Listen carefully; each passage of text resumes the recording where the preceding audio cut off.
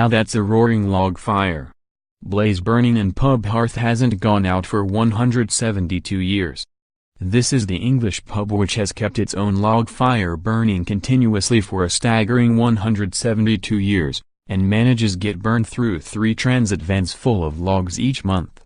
The Warren House Inn in Dartmoor, Devon sits 1,425 feet above sea and is more than a mile from the nearest farm. The pub once used to provide tin miners valuable shelter at any time of the day and has kept the tradition of the fire burning ever since it was first built in 1845. Even in the summer months, the fire is kept burning, and every morning, Peter Parsons' first job is to shake the ash away and add a few more logs into the fire.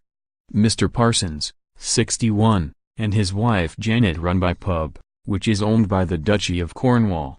He said he will never stop tending to the fire, and said the flame could even be older than initially thought, as it was transferred from the grate of the former pub which was across the road. The father of 2 said, "The pub as it is standing now dates back to 1845, and so does the fire." The pub was across the road, but it allegedly burned down, and this pub was built to serve the miners who worked in the villages nearby. It was here purely to give them a place to gather and eat and likely gamble. Back then the fire was kept burning with peat. It was kept continuously burning all through the day and night, so no matter what time they came in they could warm up. As a result, the fire has been burning for as long as this pub has been standing. The miners finished in the early 1900s, but the tradition of the fire was kept going. It is very easy to keep going.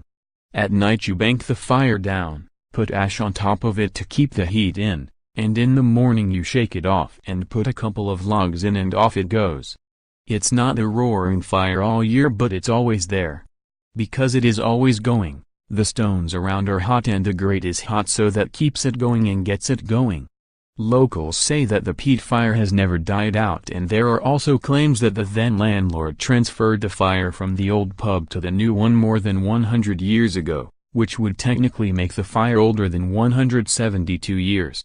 Perhaps the pub's most testing time was back in 1963, where the continual fire helped locals who were cut adrift for 12 weeks and supplies had to be brought in by helicopter. Mr. Parsons, who lives on the premises and has 5 members of staff, said, "The fire was a big part of that, because just like for the miners, it gave them a constant source of heat. We've been here 29 years and the worst we've had is being cut off for 3 days in the late 1980s or early 1990s. This time of year we make sure we have in plenty of logs, a big bulk of them, just in case we get cut off." According to Mr. Parsons, he has never come close to letting the fire dwindle to non-existence after leaving it overnight.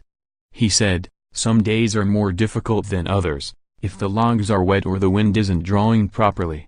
People appreciate knowing it will always be on when they come in. They even come in during summer to check it's still going, to check I'm still going perhaps, but it always is. Even in those 2 days a year we can call summer, it's going, even if it's just chucking a couple of little logs on to keep it smoldering." Mr. Parsons said he was unaware of how much money the fire cost him to run, but said it must be in thousands of pounds each year. The pub landlord said most of the logs come from nearby suppliers and that local tree surgeons try to donate chunks of wood when they can. Surrounding areas close to the pub have already seen 3 flurries of snow this winter, but Mr. Parsons said business was very seasonal and to do well in the winter was a bonus. The pub is totally self-sufficient, with electricity coming from 2 diesel generators, and water from an underground spring.